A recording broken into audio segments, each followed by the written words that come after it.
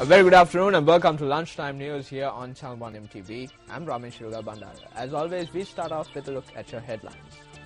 Accepting of nominations for the final stage of the local government polls to commence on the 18th. Aragon police checkpoint in Ampara attacked. Former Egyptian President Mubarak denies charges of corruption and ordering the killings of protesters. For those stories in detail now, the Elections Commissioner Office has decided to hold elections for the 23 remaining local government bodies, including the Colombo Municipal Council. A spokesperson for the Elections Commissioner's Office stated that accepting of nominations will take place from the 18th through the 25th of this month. According to the Elections Commissioner's Office, the election will be held for 17 municipal councils, 1 urban council and 5 Pradeshya Sabhas. Elections to the other local government bodies were held in 2 stages previously.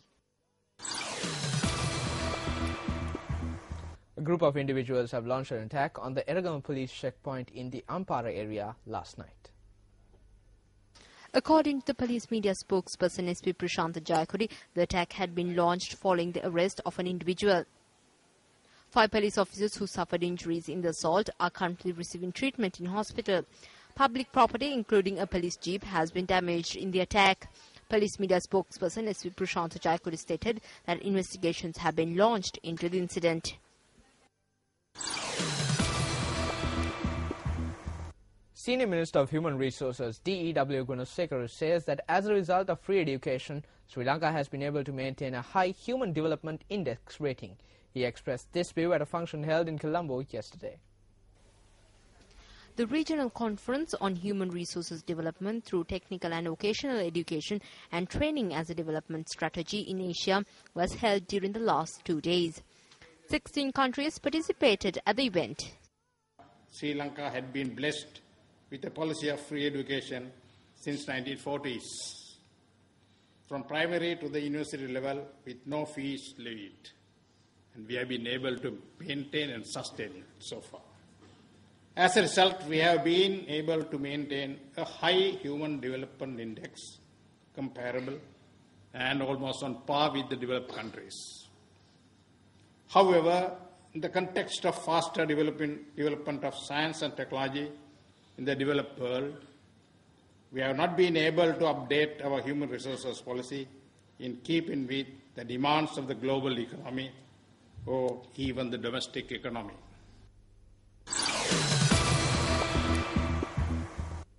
The former Chief Minister and Chairman of the DMK party, Muthuveli Karunanidhi, says a comparative analysis could be done to find out who has taken the most effort to provide relief to Sri Lankan refugees. He said that many steps taken to provide relief to the Sri Lankan Tamil refugees by the current Chief Minister, Jayalalitha Jayaram, were planned during his regime. The Hindu newspaper reported Karunanidhi as saying the refugees will receive only 5.5 million additional rupees according to the current Chief Minister's plans. He further said it was planned to donate a much greater amount to the Sri Lankan refugees during his period in office. 54 houses in the Siribopura area in Hambantota were damaged due to a strong wind which blew across the area early this morning. The damaged houses belonging to the tsunami housing scheme, which is situated in the area. According to our correspondent, the strong winds had occurred at around 5:45 a.m. The roofs of many houses have been damaged as a result. Our correspondent added that no one had been injured due to this.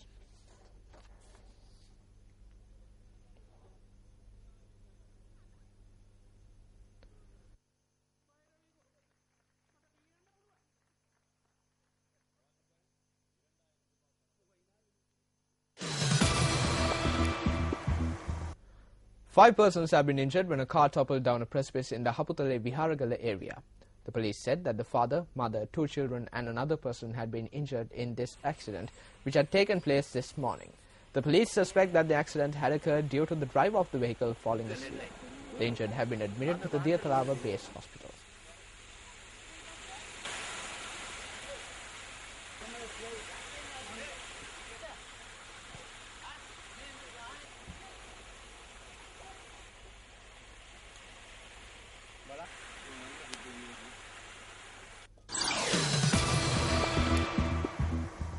The world-famous Candy Asal Perahera is just around the corner.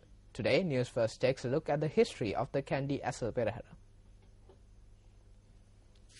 According to the Mahavamsa, from the time the sacred tooth relic was brought to Ceylon during the reign of King Kitsari Megavanna, who ruled in Anuradhapura from 303 to 331 AD, it was placed in a casket.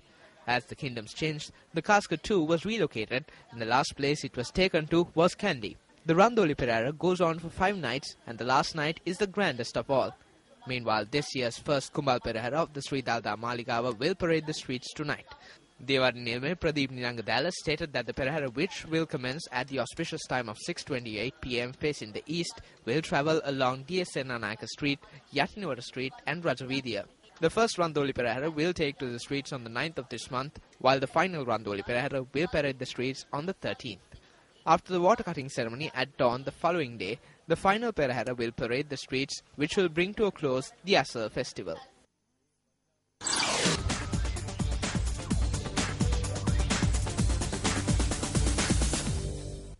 And on to the world of sports now.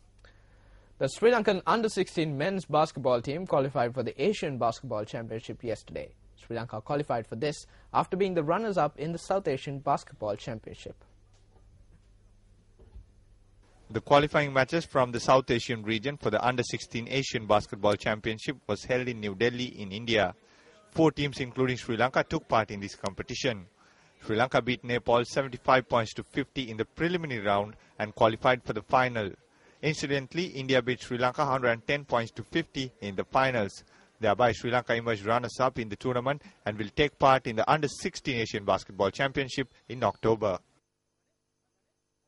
And in some football news, Manchester City held an open training session ahead of this weekend's Community Shield against Manchester United.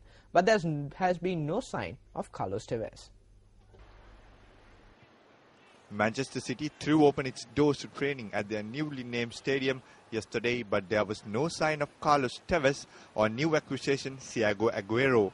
Tevez has been the subject of intense speculation about his future at the club after he expressed a desire to leave Manchester and return to South America. The Argentine's absence at the open session explained by the fact he is due to return to training next week.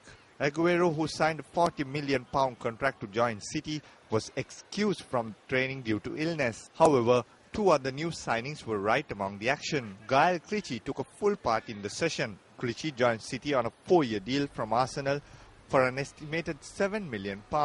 Defender Stefan Savic, who shifted to Manchester from Partizan Belgrade, was also heavily involved in front of a large crowd. While one controversial character in Tevez was nowhere in sight, one man who could not hide, however, was Italian Mario Balotelli. The volatile Balotelli had admitted earlier this week that he did not like the city of Manchester. But manager Roberto did not allow him to skip the season, giving the gathered fans plenty of opportunities to remind Balotelli of the club he plays and city he plays in.